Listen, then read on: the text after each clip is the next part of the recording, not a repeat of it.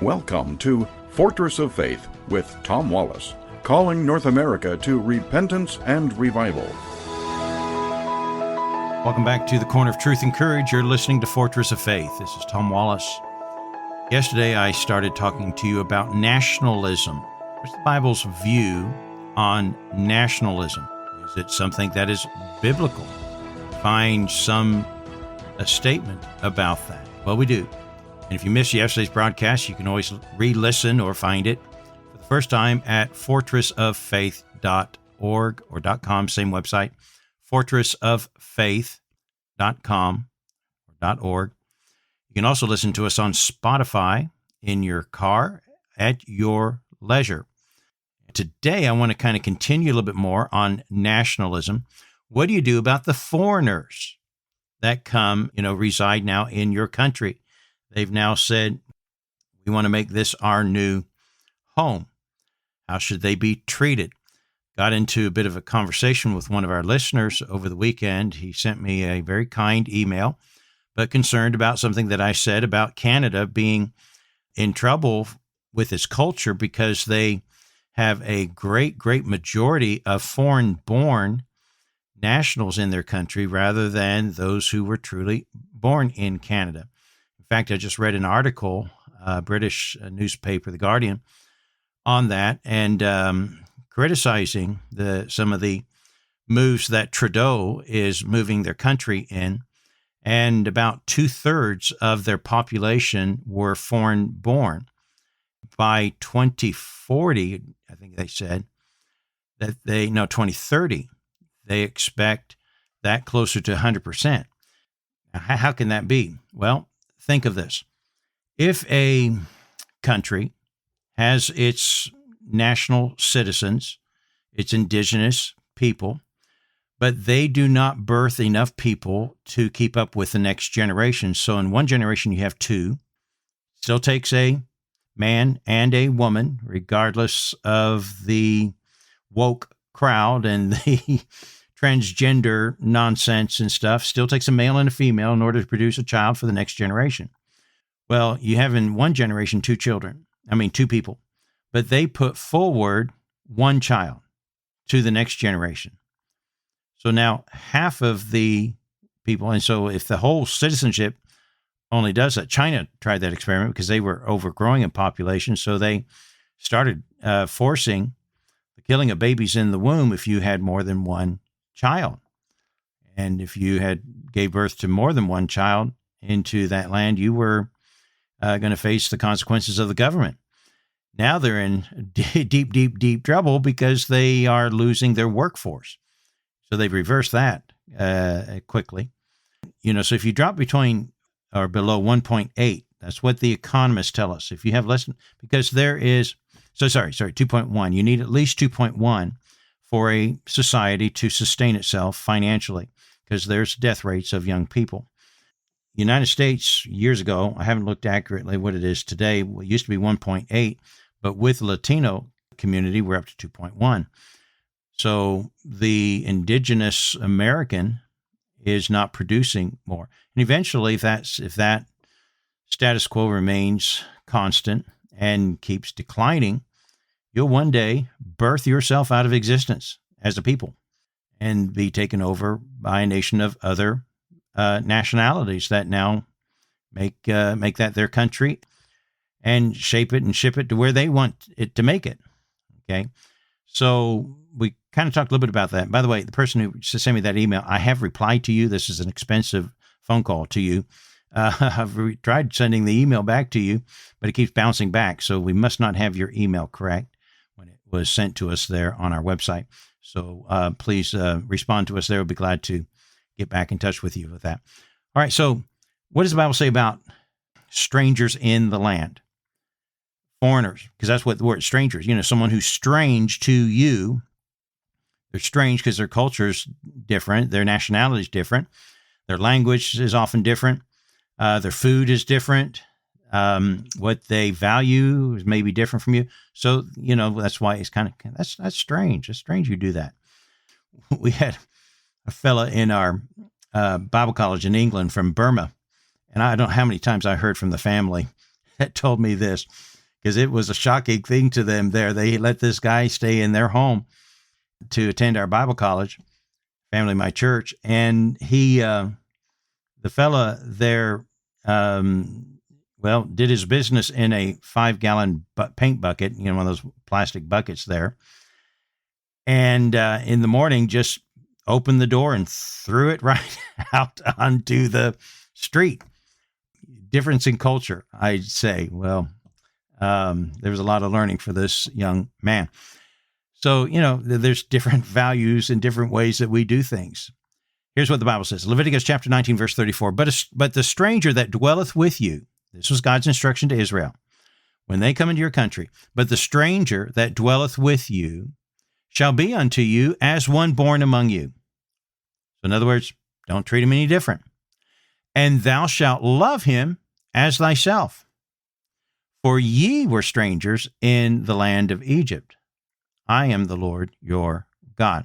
So remember, at one time you were the stranger. You were mistreated. You were abused. Don't do that to others. You know how much you hated that, how unfair and unkind that was. When foreigners come live in your land, don't treat them any different as the ones who are born there in your land, and love them as you would love yourself.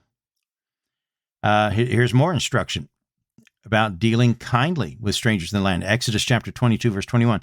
Thou shalt neither vex a stranger nor oppress him, for ye were strangers in the land of Egypt. Remember, you were vexed and oppressed, and that's not fun for anyone. Don't do that to the strangers in your land. Deuteronomy 10:19. Love ye therefore the stranger, for ye were strangers in the land of Egypt. Always that reminders put there. Deuteronomy 24:14. Thou shalt not oppress a hired servant that is poor and needy, whether he be of thy brethren or of thy strangers that are in thy lands within thy gates. So what's the message here? If they're a poor servant, if they're a stranger in the land, foreigner, they've come in, treat them like yourself, love them like yourself. Remember what it was like when you were on the other end of that stick.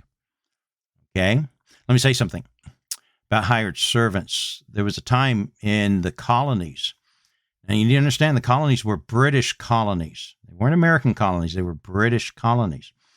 And indentured servants would come. What is an indentured servant? In other words, you would sign yourself up for 5 years of slavery to be hired and owned by the company, by the charter of the colony that you are working at. And doing so will pay for your passage into the new land. And you were to be given, some money at the end of it there. Not really a whole lot, but then you would then be freed. You're no longer a slave. Now, not just a servant, a slave, indentured servants, what we call them. My forefathers was one of them in Jamestown. On my mother's side, her maiden name is Wisdom. So literally, there is some wisdom in my family from my mom's side. And Thomas Wisdom lived in Jamestown. I think he got here in 1614. I think the colony opened in 1609. He was part of the Bacon Rebellion. One of the leaders, Bacon, led a revolt against the British governor for their mistreatment of their indentured servants, the slaves. They weren't kind to them. They vexed them. They oppressed them. They took advantage of them, didn't carry out the promises. And so one of my ancestors rebelled with, so this was the first true American rebellion against the British. And I have an ancestor who was a part of that. Not sure if I'm proud of that, but I think it's interesting for me. All right, let's get back to our notes here. In 2 Chronicles chapter 2, verse 17, they actually numbered all the strangers that were in Israel. And they came up with a number, 153,600. So over 153,000 strangers, other than Jews, lived in their land. Now, Jeremiah chapter 3, verse 13 tells us that there's a danger when you do not expect strangers to abide by your laws, your ways, and assimilate into your country. So welcome them, love them, don't belittle them, don't treat them worse than you and your other citizens that were born in your land. If they're foreign born, that's okay. Value them, love them, but require them to melt into your community. This was a concern that God had about the strangers. Jeremiah chapter 3, verse 13, acknowledge thine iniquity, that thou hast transgressed against the Lord thy God, and hast scattered thy ways to the strangers under every green tree, and ye have not obeyed my voice, saith the Lord. So they've gone to the groves, and they began to worship the false gods of the strangers that they led into their land. This was something that concerned God greatly, because when you do bring strangers in the land, you also invite their luggage. Some of their luggage is a different faith, and that became a problem. In Jeremiah 5:19, and it shall come to pass, when ye shall say, wherefore doeth the Lord our God all these things unto us? In other words, why is all these things happening to us? What's going on? And then shalt thou answer them, like as ye have forsaken me, and served strange gods in your land, so shall ye serve strangers in the land that is not yours. One day I will cast you out, because you have not been faithful and serving me. There was also, and I don't have this because we've talked about this in other shows, and I don't have it in today's notes, but it comes to mind. God wouldn't permit intermarriage. Why? Because he was afraid that the husbands would go after to worship the strange gods of their stranger wives. So this was a concern. But on the flip side, there's opportunity to bring strangers into faith. The term proselyte, the Hebrew word is garut, and it comes out of the verb leger, meaning sojourner, foreigner. And people who would come into the land would also be presented the opportunity to convert to the true faith and to worship now the true God of heaven. So there was opportunities by bringing them into your land. That's what we talk about a lot. Muslims are coming. Parts of it we don't like because they bring with them their baggage of Islam and Sharia and so on there. But the other flip side of that coin is that it's a great missionary opportunity. We can now reach people that we've never been able to reach before. So those sojourners, those strangers that came into the land of Egypt, Esther 8:17, and many of the people of the land became Jews. Speaking of the Persians, they converted to Christ. They converted you to the God of heaven. Doeg the Edomite, the chief herdsman of King Saul, was a proselyte. Uriah the Hittite, who served King David faithfully in the battle. Of course, you know that story there of his wife. Arunoah the Jebusite, Zelek the Ammonite, Ithma the Ethiopian, and the most famous, of course, is Ruth the Moabite, who famously said in Ruth chapter 1, verse 6, for whether thou goest, I will go. Whether thou lodgest, I will lodge. Thy people shall be my people, and thy God my God. That's called assimilation. And they proselyted, converted to the faith of Jehovah.